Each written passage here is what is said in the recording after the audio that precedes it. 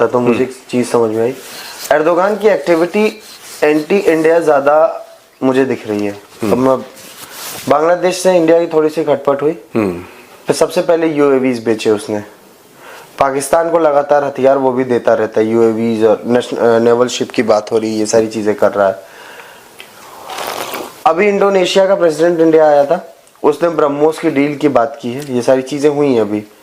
इस बीच में वो अचानक से इंडोनेशिया पहुंच रहा है, इसका कुछ इंडिया से कनेक्शन है क्या? इसके नहीं, आई डोंट थिंक सो। मुझे नहीं लगता कि इंडिया से कनेक्शन है। देखो, सब लोग जाके इन्फ्लुएंस करने की कोशिश करते हैं कि आप इंडिया से क्यों ले रहे हैं, आप हमसे ले लीजिए, ये सब लोग बातें करते हैं और इसमें कोई इंडिया के खिलाफ की बात नहीं है। देखो, मैं एक बात बताऊं, टर्की के पास, मैं लेट्स बी वेरी ब्लंट, क्योंकि ये प्रोग्राम पाकिस्तानी बड़े ध्यान से सुन रहे होंगे, टर्की के पास हम जितना पैसा नहीं है, पॉइंट है।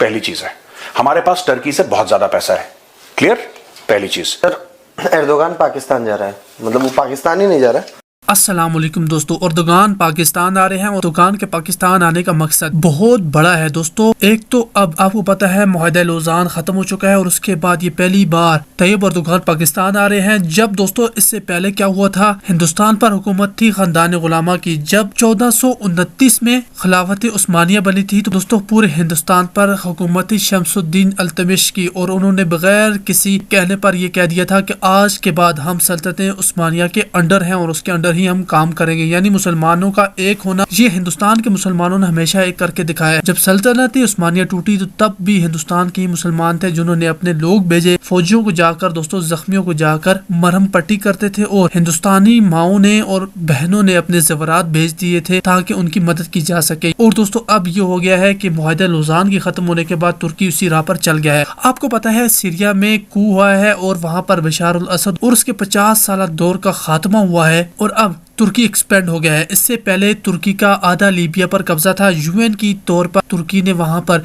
हुकूमत की है, और दोस्तों अभी भी आधा लीबिया तो ये समझिए कि तुर्की के पास है और पूरा शाम भी आ चुका है। यानी तुर्की डे बाय डे एक्सपेंड कर रहा है, और अगर पाकिस्तान भी इसका साथ दे देता है और पाकिस्तान साथ देगा तो तुर्की बहुत जल्दी से एक्सपेंड करेगा। और दोस्तों यही बात अब भारत और पूरी दुनिया को खल रही है। एर्दोगान पहले मलेशिया जाएंगे, दुनिया की सबसे बड़ी वहां पर आबादी बस्ती है, उसके बाद वो पाकिस्तान आने वाले हैं। आपको पता है पाकिस्तान में उनका एक कान फाइटर जेट की फैक्ट्री का इफ्तिताह भी है, वो भी होगा, और उसी के साथ वो मिल्लत और दोस्तों सल्तनत उस्मानिया की तर्ज पर एक बड़ी सल्तनत बनाने की भी बात कर सकते हैं, क्योंकि मुआहदा लौज़ान खत्म हो चुका है और तुर्की खुला आजाद है। वो अपने मुल्क से तेल निकाल सकता है, उस पर जितनी पाबंदियां थी वो खत्म हो चुकी हैं। लेकिन दोस्तों देखिए कि तुर्की कितना तेज मुल्क है, हम पाकिस्तानी अपने मुल्क से तेल तक नहीं निकाल पाते, ज़खायर नहीं यूज कर पाते। तुर्की पर पाबंदियां थी तो तुर्की क्या कर रहा था, जाकर लीबिया से तेल निकाल रहा था, और लीबिया के बड़े बड़े कुएं सारे तुर्की के ही अंडर है। तो ये देखिए कि तुर्की कितना स्मार्ट मुल्क है और हमें इससे काफी कुछ सीखना भी चाहिए। ये विजिट का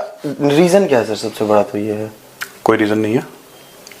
मलेशिया का कुछ रीजन हो सकता है, तीनों मुस्लिम कंट्रीज हैं, पहली एक चीज क्लियर कर लो कि तीनों कंट्रीज मुस्लिम कंट्रीज हैं, ठीक है। दूसरी चीज है प्रोड्यूसर कि ये जो हम लोग कहते हैं ना कि एर्दोगान जा रहा है, एर्दोगान ने जो काम सीरिया में करा है ये उसी का फेज 2 है। इस्लामी दुनिया में जाना, देखो तीनों देश मुस्लिम कंट्री हैं, तीनों देश, इशू ये हो गया है कि ये जो करने की कोशिश कर रहा है ना इस वक्त, what he is trying to do is he is trying to get Muslim countries on his side which are non Arab. फिर इसमें ईरान क्यों नहीं आ रहा है सर? ईरान से इसकी बनती नहीं है। ईरान इसलिए नहीं आ रहा है क्योंकि सीरिया से आपने किसको निकाला था? ईरान को निकाला था। और जो वो है अहमद अल शरा, हाँ, वो किसका आदमी है? टर्की का है। वो एर्दोगान का खास उल खास है अहमद अल शरा। वो गया भी था मिलने के लिए, मिला है वो। तो भैया ये गेम है, non Arab, non Iranian, non Shia, ये सारा का सारा एक ग्रुपिंग बना रहा है। Basically Erdogan wants to split the Muslim world. इसको बड़ी एक खुजली है ऑटोमन एम्पायर की, इसको बहुत एक खुजली है, खाज है, इसको बहुत एक वो है मन में कि मैं आलम इस्लाम का चैंपियन बनूं, चाहे उसमें दूसरे मुस्लिम देशों को मैं निपटा दूं। निपटा दिया ना इसने सीरिया को निपटा दिया इसने। That is his idea how to get power. भाई लड्डू इतना ही है, लड्डू एक ही है, या तो तुम खा लो या मैं खा लूं। बांटना ना तुम चाह रहे ना मैं बांटना चाह रहा, इस तरीके से बेसिकली सर सऊदी अरब ईरान का जो चल रहा था उसमें अब टर्की का भी एक इम्पोर्टेंट वो होने वाला है। टर्की का था हर समय इंपॉर्टेंट हाँ, लेकिन अब वो एक्टिविटी ज्यादा हो गई है। हाँ, एक्टिविटी देखो, टर्की की एक्टिविटी पहले चलती नहीं थी। आज की तारीख में ये बात कर रहे हैं कि अगर आप ये देखो कि क्यों जा रहे हैं कि भाई पाकिस्तान कुछ खरीदेगा टर्की से, जी, हथियार खरीदेगा, ठीक है, वो हथियार अपने बेचेगा, और जब आप डिपेंडेंट हो जाएंगे टर्किश इक्विपमेंट पे तो फिर आप पे राज करेगा वो टर्की। ये हो भी रहा है कि वो पाकिस्तान जाएगा तो कुछ नेवल वेसल्स और यूएवी। हाँ, वो देखो सुनो, वो नेवल वेसल्स बेच दे producer. Fact of the matter क्या है? फैक्ट ऑफ द मैटर ये है कि in the end who is going to fund it? Pakistan के पास पैसा तो नहीं है फंड करने के लिए। अमेरिका। पाकिस्तान, अमेरिका क्यों फंड करेगा?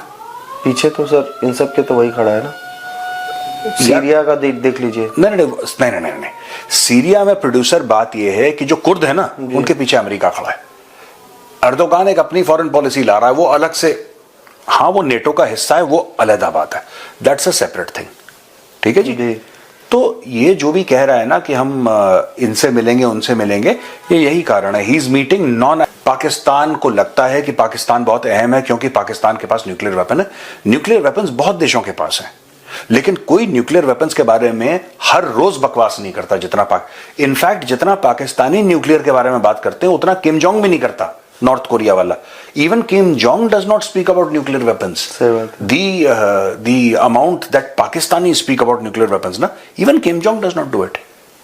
ये न्यूक्लियर वेपन को ऐसे समझते हैं कि जैसे इन्होंने बहुत मार्का मार लिया। हमारे पास भी है, इंडिया के पास, इंडिया से कोई नहीं बोलता, सब चुप है, सब चुप है। मुझे रमीज राजा का वो स्टेटमेंट याद है बहुत पहले। रमीज राजा का किसका? पाकिस्तानी कमेंटेटर था, if I remember correctly. Ramiz Raja ही हो सकता है, इफ आई रिमेंबर। नया कुछ नहीं होना। देखो मैं आपको बताता हूं पाकिस्तान क्यों ये कर रहा है टर्की के साथ। Pakistan has been ignored by the Arabic world. Pakistan, ये ध्यान रखना producer, Pakistan has been ignored by the Arabic world and Pakistan does not understand why it has been ignored. Pakistan को एंड में पाकिस्तान, हम न्यूक्लियर पा रहे हैं, आप हमें कैसे इग्नोर कर सकते हैं? उनके पास एक ही लॉजिक है, वो न्यूक्लियर की बात ही नहीं कर रहा, वो कह रहा है यार ट्रेड की बात करो, पैसे की बात करो, कुछ इंफ्रास्ट्रक्चर की बात करो, कुछ इन्वेस्टमेंट। इतने पगलेट हैं, पता टीवी पे क्या बोलते हैं कि आपके पास न्यूक्लियर वेपन है, अगर आपको पैसे की कमी है आप जाके बोलिए, आप जाके बोलिए किसी यूरोपीय मुल्क को कि हमारे पास न्यूक्लियर वेपन है, तुम हमें पैसे दो, वो 10 बार देगा डर के मारे। आप एक हाथ में सूटकेस लीजिए, एक हाथ में न्यूक्लियर वेपन। हाँ, मौलवी ने बोला था याद। हाँ, ये मतलब कि आपके पास न्यूक्लियर है, आप जाके डराइए लोगों को, डर के पैसे लीजिए उनसे। तो दिस इज, मैं बता रहा हूं, there is something psychologically wrong with the Pakistani leadership. एक तो इनको घूमने का शौक है फालतू में, चलो घूम लिया आप। दूसरी चीज है कि कुछ नहीं कर रहा। एर्दोगान को पता है कि भुखनंगे हैं ये, उसको पता है कि भुखनंगे हैं उसको। अच्छा, दूसरी चीज, पाकिस्तान में ना कोई आता नहीं है। जैसे और दुनिया की कैपिटल में वर्ल्ड लीडर्स आते रहते हैं, कभी कोई आ रहा है, कभी कोई आ रहा है।